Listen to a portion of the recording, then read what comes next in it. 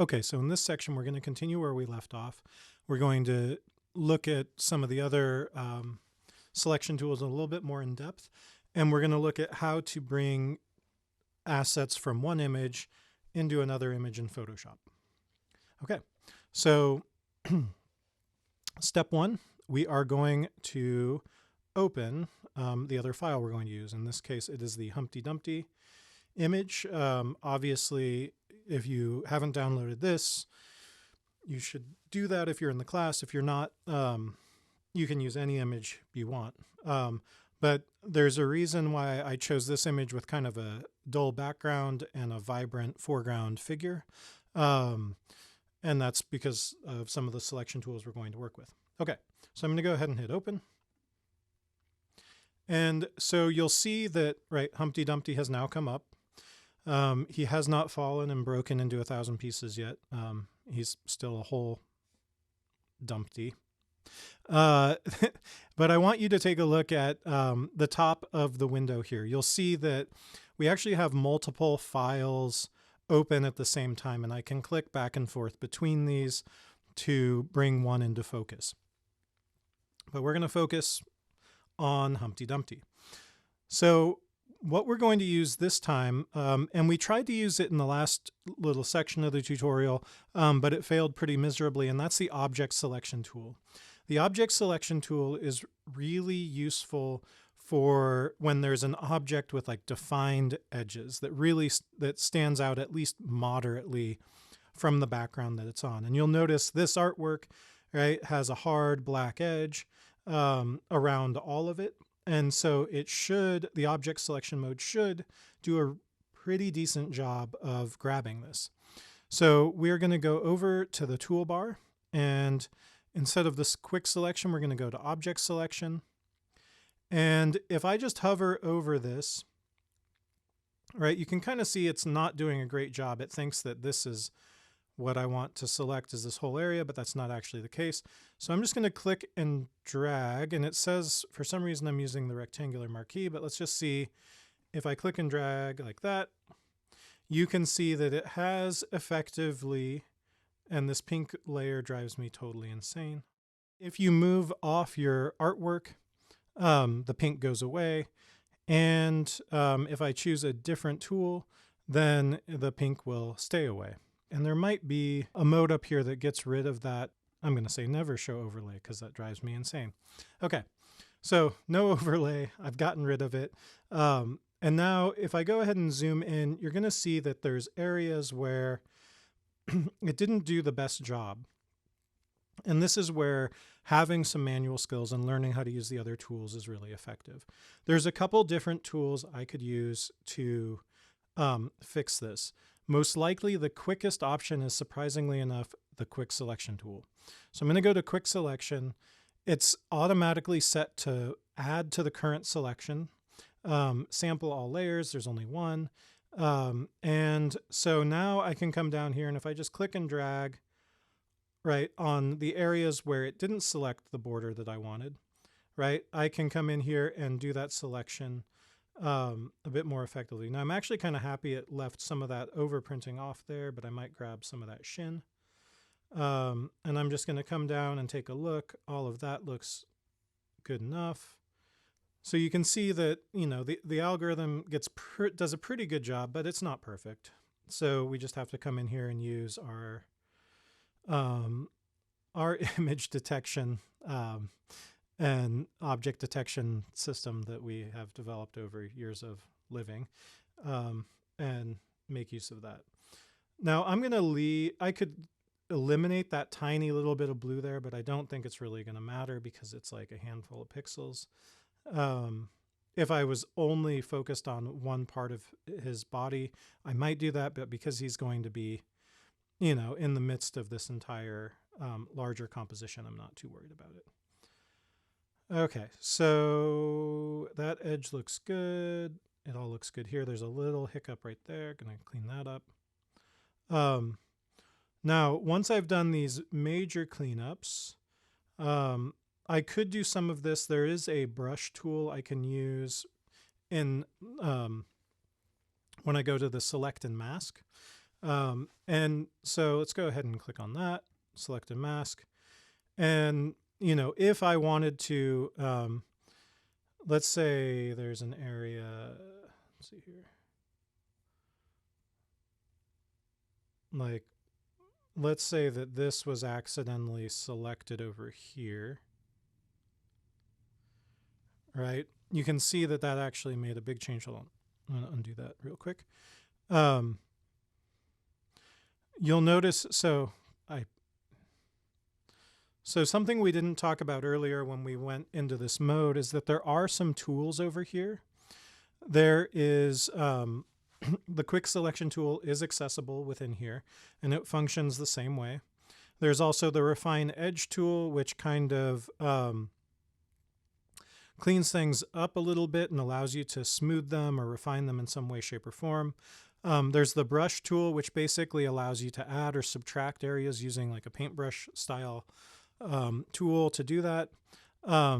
Object selection is available in this mode, as is the lasso tool, and then the hand tool just allows you to move around, and the zoom tool allows you to move zoom in and out, right? I've just been zooming in and out. I use my trackpad to do this. You can click on the zoom tool and then click and drag to do it. You can also hit Command or Control plus or minus, which I think I forgot to mention earlier, but right, to zoom in or out on your image as well. And that will do more of like a stepped zoom. And I believe the scroll wheel on a mouse will also do it. I just don't have my mouse with me. And I've gotten so used to using a trackpad that it just seems weird. Okay, so with the brush, again, it's set to, I believe, add to the selection area by default. Yeah, there's a plus symbol here, and the size is set to 13. So I could click over here if I was like, oh, I actually needed more of that in there. Or if I was actually, or if it had done a bad job selecting this, and I'm going to pull this transparency further down, or no, further up. There we go. So I can really see, right, what just got reselected. So I'm going to hold down Option to go to minus. And I'm just going to click and try and get some of this. And you can see that I'm not doing the greatest job here, right? That was probably a mistake to do. And my brush size is probably a little bit too big. I'm going to go ahead and undo those last few steps because, right, it was unnecessary. I just wanted to show you that the tool was there. However, there is this area over here I would like to get rid of. But I think the brush tool is the wrong tool for the job. The lasso tool might actually be what I want to use in this case because it's just a handful of pixels. I can probably manually just draw around it and get rid of it. Right now it's set to plus, which is this icon here. What I want to do is I want to subtract it, so I'm going to do the second icon. Again, I could also just hold down Option to do the opposite. And I'm just going to go ahead and click and drag to get this little bit of extra color off, and that should get rid of it. Okay, and then with that done, honestly, it looks pretty great. I could, you know, feather the radius again, 1 or 2 pixels maybe, just to soften it up so that it merges into the new image better. And I'm going to go ahead and hit OK. One last thing. A couple last things. There is this refine hair button up here, which is really good for like hair and fine strands of hair floating and things like that, where, you know, hair is typically really challenging to remove a background from. There's also an invert button here, which basically would go and select all the background minus Humpty Dumpty. Which is, you know, not what I want to do in this case, but I want you to know that the button's there. There are different views. This is called onion skin, right, which is the one I'm working on. There's also overlay. We can also just do, you know, this hard boundary overlay. Basically anything that's red tinted is going to be not selected. It really just depends on what makes it easiest to see what you're working on. For what we're doing, this works fine, but it's something where, yeah, you can always change that view mode. Okay, so I'm going to hit OK. I've got this selected. I'm going to go ahead and hit copy and paste so it is its own layer. Now that it's its own layer, I want to bring this into this other image. So how do I do that? There's a couple ways I can do it. One, I can just grab the move tool. I can click on the layer I want to move, and I just click drag, hover over the other image's title, and then drag this in, let go, and Humpty Dumpty appears in the image. And you can kind of see the scale of the background image because Humpty Dumpty is so much smaller.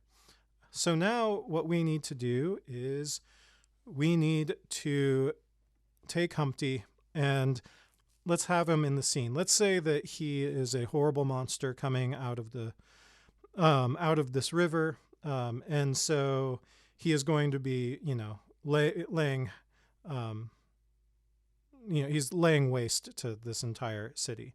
So the first thing I want to do is I want to scale Humpty up some until he is of a terrifying size, and you can see he's behind where I got rid of that boat. He was placed right on top of the background. So I'm going to go ahead and pull him up a little bit higher. I know he's never going to be behind that text box up there, so we're not too worried about it. And then I really want him here. What we're going to do is we're going to try and make him look like he's coming out of the water. And so, I kind of want his body to be somewhere here. Maybe his... I don't know what that is. His baton of doom is going to be striking land over here. I'm not 100% sure. Okay, so we've got Humpty here. I want to go over some other selection tools that we've got that we haven't talked about that Humpty Dumpty just makes kind of easy to see how these things function. And it's really just one tool. It's called the magic wand. And it was like, when this tool came out, it was magic. It was really awesome. But what it does is it selects pixels of like color. And you can kind of define how strictly it adheres to a single color or if it's more permeable. So what we're going to do is we're going to have layer 3 selected, which is, in my case, this Humpty Dumpty. And maybe I'm going to go ahead and double click on the name layer 3 and put down Humpty on there because we need to know who he is. Now, if I go back over to my selection tools and under quick selection, if I go to magic wand, and then I'm just going to go ahead and click here. And what I want you to notice is that it doesn't create like a cohesive full selection area, but it does create a selection area of all of these red pixels. And when the color value changes too much, like around this haloed edge here, then it stops, right? And if we look up at the options that we've got, we do have this new selection area, which is the default mode. So if I was to click on this band, it's just going to select the band. Click here, it's just going to select that, right? It's just going to select a single dot at a time, which can be really nice. And then one of the other options is this sample size. And this is it's a point sample right now. But what you can do is you can adjust like how many pixels it's going to be essentially averaging the color of and then selecting from within that. So if I change this to 31 by 31, it's a pretty big box. And in this case, right, it's not really making too much of a difference in terms of right, what my selection areas look like. If I go up bigger to like 101 by 101, right, I'm probably going to get a little bit less noise. You'll notice there's still a couple points, but this edge is a little bit closer to that white, to the white background. But what's nice about this is I can pretty easily select things. Now you'll notice because I have this set huge, when I did that selection, it selected a lot of different things because it was averaging a ton of different pixels, right? Generally, you don't need anything that large unless maybe you're doing like a sky where there's like you know, a gentle wash of color. Like if I was to say 101 by 101 and select this. Oh, and actually I'm on the wrong layer to do that. If I go to background and deselect and select that, right? You can see it's like a pretty wide range of colors, even into the red and the blue up here. But it also grabbed a bunch of other things that I wasn't, you know, super interested in grabbing. So really, again, it just, they have settings, and, you know, knowing how to, you know, start small. And I might actually just go to like 11 by 11. That seems like it'd probably be plenty. And I'm going to go ahead and select this. Oh, I am on the background. I'm going to go back to Humpty.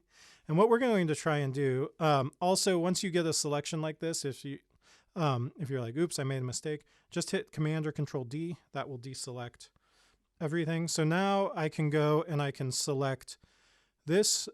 Something else to note is there's a couple options here. There's my tolerance.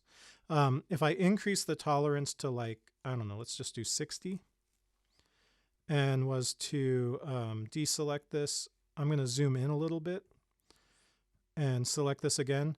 I want you to note that most of those pixel chunks are missing, are gone now. They've been filled in. And again, this edge is a little bit closer.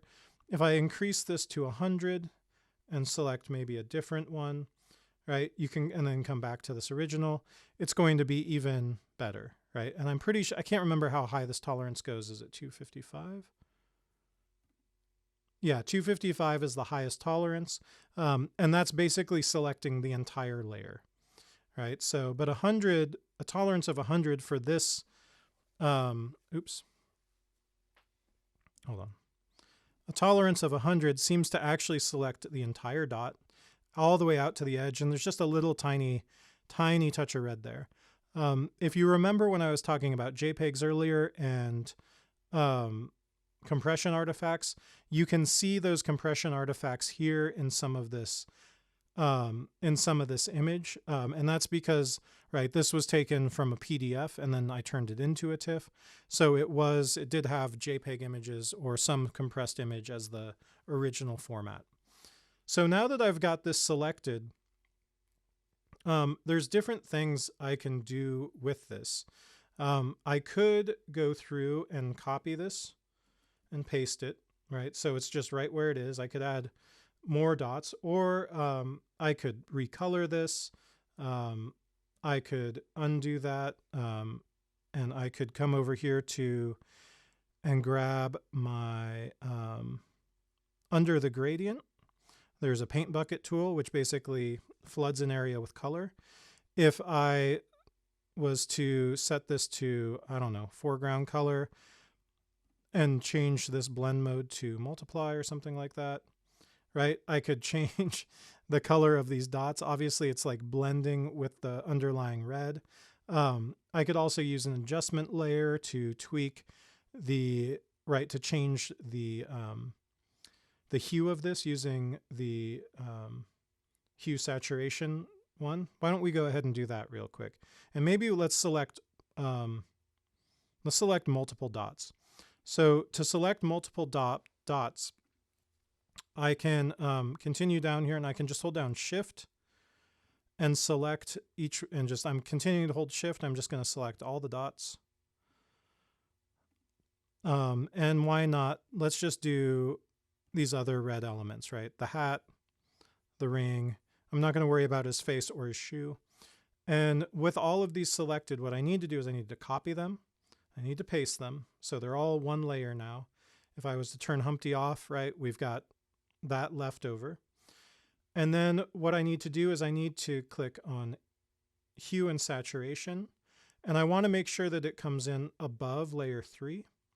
Once I've done that, if I adjust the hue and saturation now, it's going to change the hue and saturation for the entire image, right? Which is not what we want to do. We want to lock it only to this layer. And to do that, what we do is we make sure we have hue and this selected. We come over here and we click on this little arrow down, whatever. If I click on that, what that does is it basically makes it so it's only going to impact that one layer, right? So now I can recolor this artwork to whatever horrifying color I want. I'm going to go with sky blue. That's absolutely hideous. It's kind of grotesque. So we're going to hang out there. That's fantastic. And now you could go ahead, and if you're interested in experimenting with this more, you could go back to the Humpty layer, and you could do the same thing, right? And select, and obviously this is a little bit too permissive, but so I could maybe drop my tolerance back down to 32, which is the default.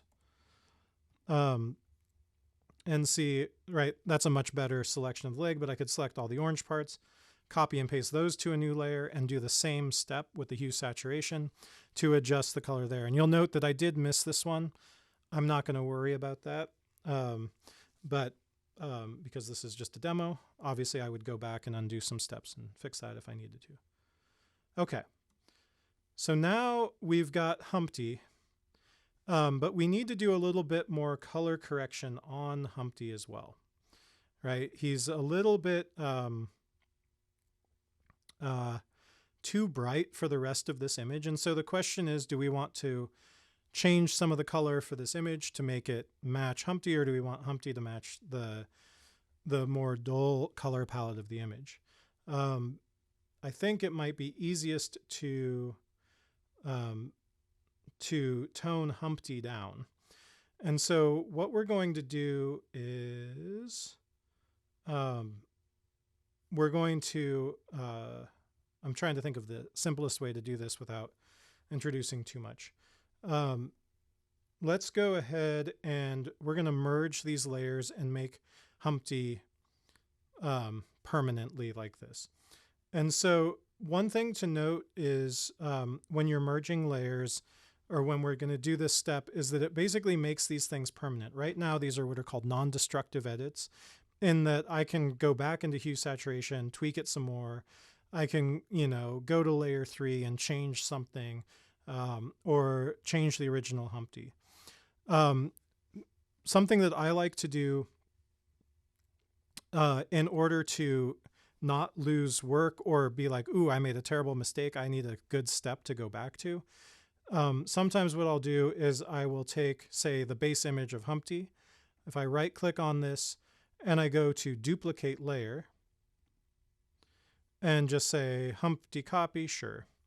Now I have two copies of this. And if I turn the visibility of the original Humpty off, right, he's not there anymore, but then I still have this base object in my file. So if I decide like, oh, actually, I don't want these to be blue, I want them to be some other color, or whatever the case, I can go back to that original one. So I'm just going to leave Humpty, and I'm actually going to drag it down. Well, maybe not right now.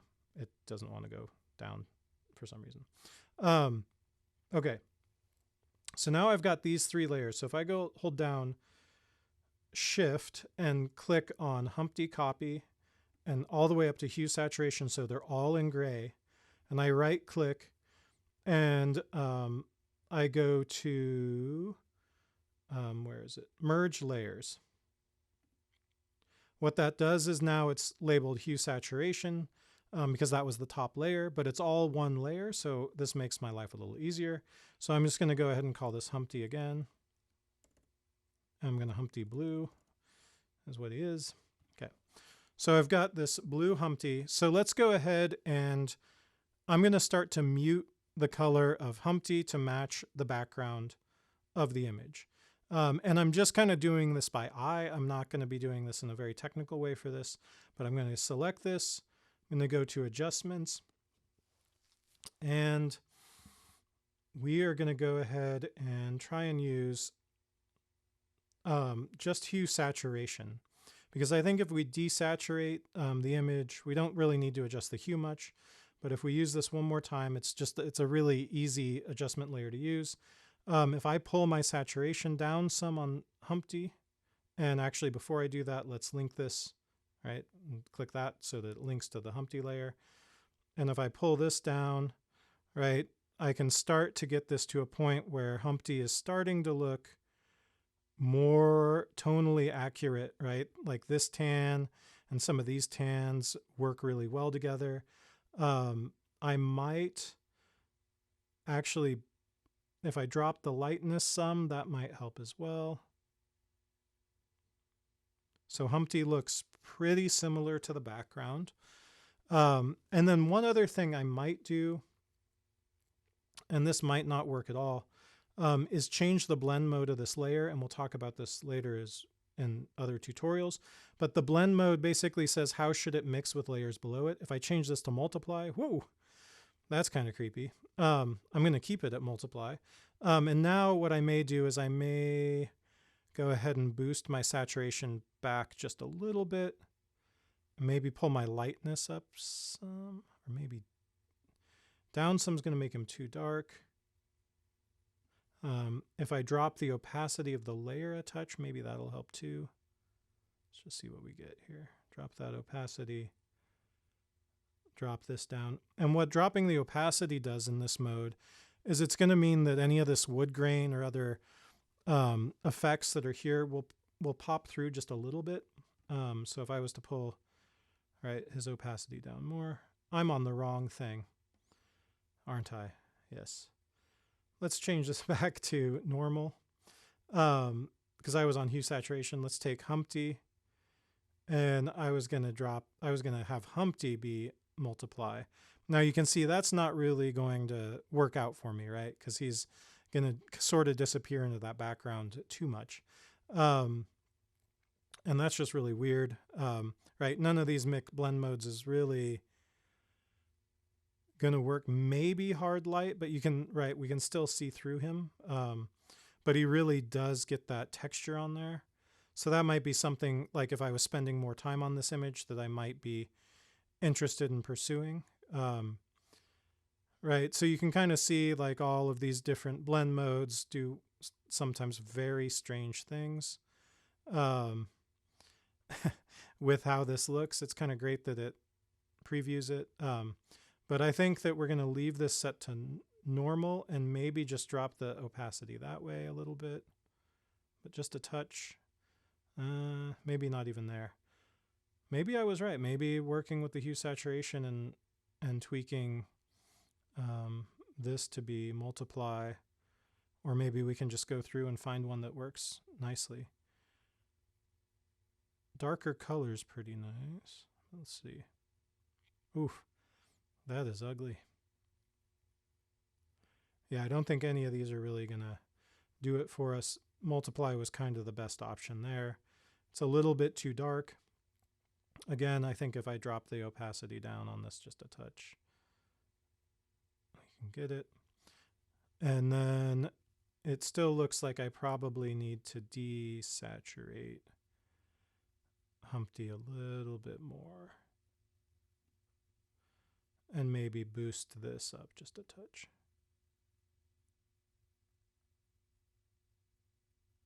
Okay. So I'm pretty happy with that. It's not quite right. It's a little bit too dark still. I could go tweak this forever, and I'm not going to do that to you in this tutorial. So let's go ahead and see if we can get Humpty to look like he's in the water. So first, it'd be nice if he was like aimed a little bit differently, maybe not leaned back so far. So I'm going to use the move tool.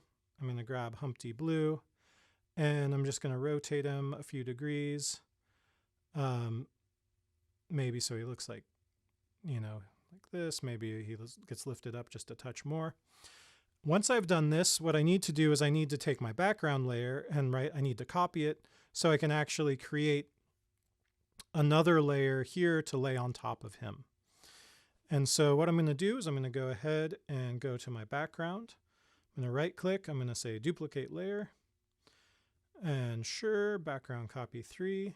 And then what I want to do is I want to drag this up all the way to the top so that it's on top of everything. Now, once I've done that, it's a little bit problematic because I can't really see where I'm at with Humpty.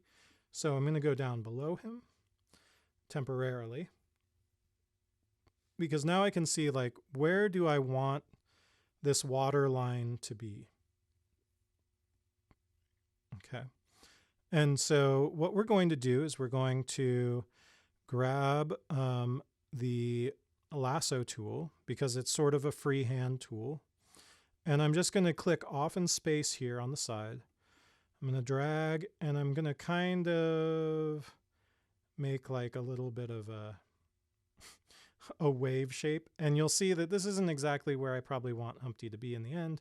And then I'm just going to go and try and encapsulate the rest of the image. You'll see my cursor is way off the bottom of the screen, but if I go all the way around this and let go, then it should select that bottom half. Now, right, this is the half that I actually want to exist, and I want the top half to disappear. So what I need to do is I need to invert this selection. There's a couple ways I can do that. First, I can go to select, I can say inverse, and now it's just going to be the top that's selected. And now instead of deleting this, what I want to do is I want to use the select and mask tools. So up until this point, we've basically just been copying things and pasting them. What masking does is it basically hides part of the layer, but it doesn't get rid of it, which means that you can go back and you can make adjustments to the edge and the selection area afterwards. And so we'll go to select and mask, and I'm going to come down here and click on output settings. And by default, it outputs to a selection. So what I want to do is I want to change this to new layer with layer mask, or I can just say layer mask. Let's just say layer mask. So I'm going to say layer mask, and I'm going to hit OK. And you'll see that nothing seems to have changed. But if I now go ahead and drag this up above, oops, you'll see that I did it backwards, of course. I'm going to undo that and undo the mask. I'm going to go back up to select. I'm going to inverse this again. Then I'm going to go to select the mask. And remember, I could invert it over here too. I'm going to go down to my output settings. If they're hidden, right, there's just that little arrow you can drop down. I'm going to go to layer mask, hit OK. And then I'm going to go ahead and now I will drag this up. There we go, right? So now we've got Humpty kind of coming out of the ocean. But as I said, right, it wasn't exactly in the right spot. So if I'm going to pull Humpty over a little bit, right? He's still not quite where I want him coming out of the water. And obviously there might be other details that would be put in here, but we're not going to worry about that. But now how do I continue to modify this mask? Well, if I select the mask itself, you'll note that this is the selection of the image. This is my selection of the mask. Got my mask selected. I've got these options to subtract from the mask or add to the mask, modify feather density, hide mask, blah, blah, blah, change mask view, etc. So I'm going to subtract from mask, and I'm going to increase the size of my brush by using the brackets. And I'm going to go ahead and say, let's get some of this out of here. All right, so you can see I'm able to bring Humpty back in, right? So he's actually more in the image. And now what I'd like to do is I'd actually like to move Humpty himself. So if I right click with the move tool selected, I can choose which layer I'm on. So I'm going to choose Humpty Blue, right? And I'd like Humpty to be, maybe here, which means then I can go back. I can right click again and go to, no, I want to go to background 3. And I want to subtract from this mask again. It should have selected the mask there. Just make sure it's highlighted in white. And then I can come down here and I can say, okay, Humpty, let's do this. And then I'm going to go ahead and make my eraser brush a little bit narrower and pull this down so that his wand is above the surface of the water. And now we have Humpty sitting in the water, coming towards shore. And you can see like this edge is kind of rippled, and that's because of the way the brush works. If I hover on here, I can click and I can actually feather this edge a little bit, right? So it's like a little bit more feathered, and you can see that that's softened up substantially. And then, right, obviously if I wanted to add like more detail, like waves or, there's a lot of like darker like brushwork on the edges. That's something I'd have to do manually with a paintbrush. But we've got the vast majority of things done. So now Humpty is happily at home about to destroy a village in Japan.